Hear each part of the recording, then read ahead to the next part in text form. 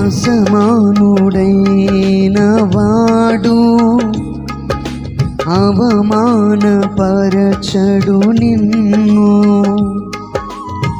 ఓటమి ఎరుగని మన దేవుడు ఓడిపోనివ్వడు నిన్ను.